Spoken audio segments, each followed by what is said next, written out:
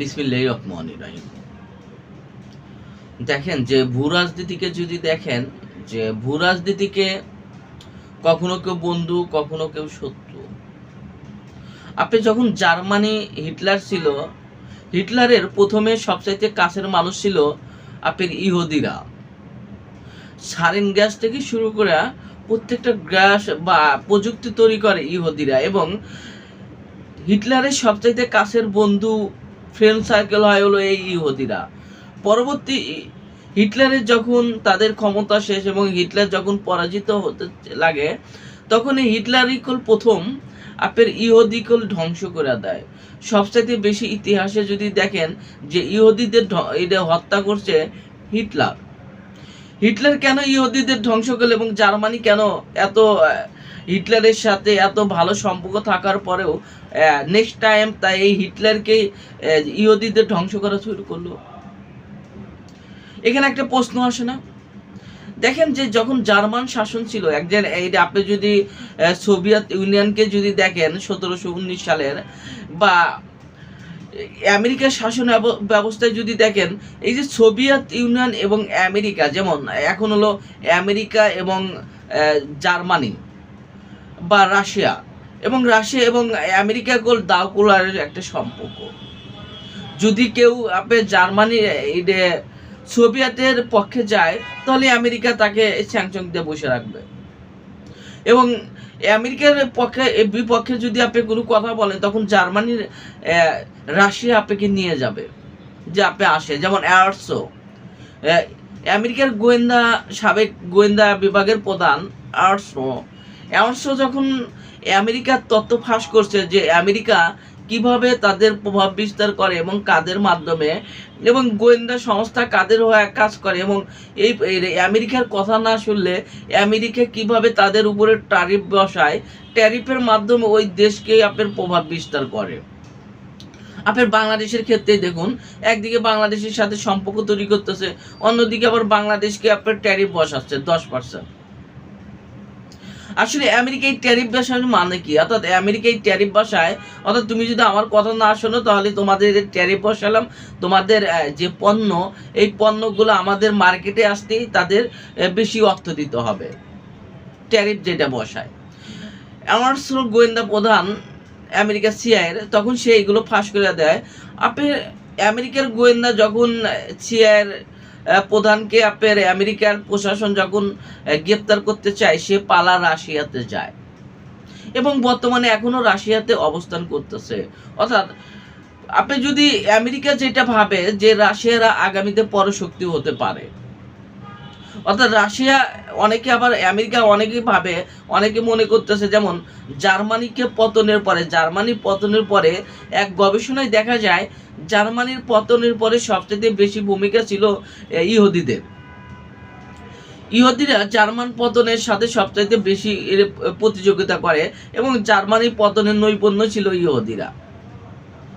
আবার যদি দেখেন যে দ্বিতীয় বিশ্বযুদ্ধের সময় ব্রিটিশরা কেন পরাজিত হয়, ব্রিটিশরা পরাজিত হওয়ার এইটা যদি ব্রিটিশের দ্বিতীয় বিশ্বযুদ্ধের সময় এক জরিপে দেখা যাচ্ছে যে ব্রিটিশ পরাজিত হওয়ার মেন কারণ ছিল, একদিকে বলতেছে যে কোনো 40% মানুষ বলতেছে জার্মানির হাত ছিল, আবার কোনো জরিপে বলতেছে যে ব্রিটিশদের পতনের সাথে সবচেয়ে বেশি ছিল আমেরিকাদের হাত, আমেরিকার কারণে ব্রিটিশদের পতন হয়।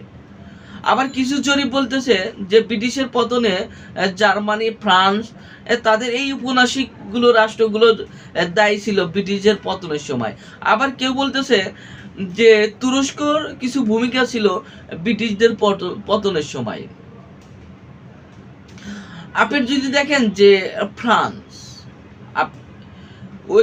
ফ্রান্সকে যদি দেখেন যে একসময় এই ফ্রান্স এই পৃথিবী শাসন করছে, পরবর্তী ফ্রান্স কেন তাদের উপমহাদেশে তাদের রাজস্ব হারা যায় এবং আস্তে আস্তে তারা হলো একগামী হয়ে যায়, এবং অর্থাৎ আপনি যদি দেখেন যে ফ্রান্সের অবস্থা যদি দেখেন, ফ্রান্স কেন পরাজিত হলো, এবং যে ফ্রান্স পৃথিবী শাসন করছে, এই ফ্রান্স কেন তারা এখন হলো তাদের নাম গন্ধই নাই।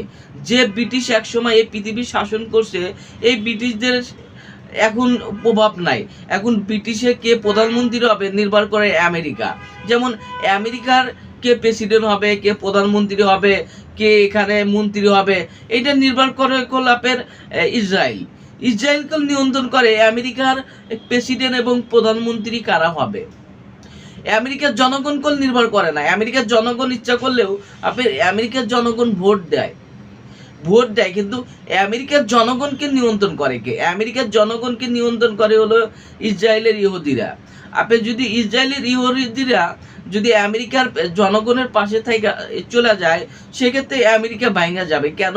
আমেরিকা প্রত্যেকটা অনেক দেশকে আপনার ভয় না করলেও আমেরিকা কেন ইসরায়েলকে দেখে ভয় পায় এবং ইসরায়েলের স্বার্থ রক্ষার জন্য যে কোনো দেশের সাথে কেন যুদ্ধ করতে চায়? আপনি যদি দেখেন যে হিটলারের পতনের সাথে যখন হিটলারের জার্মানির এবং যখন প্রভাব বিস্তার করে, এই জার্মানিকে দুর্বল করার জন্য জার্মানির যে গোয়েন্দা তত্ত্ব, এই গোয়েন্দা তত্ত্বগুলো আমেরিকার সিআইএর কাছে আস্তে আস্তে দেয় এবং আমেরিকাকে এই জার্মানিকে যখনই ধ্বংস করে, যখনই জার্মানি হিটলার বুঝতে পারলো যে তারা ধ্বংস হয়ে যাচ্ছে এবং এটা ইহুদিদের জন্য, তখনই ইহুদিদের গণহত্যা করা হয়।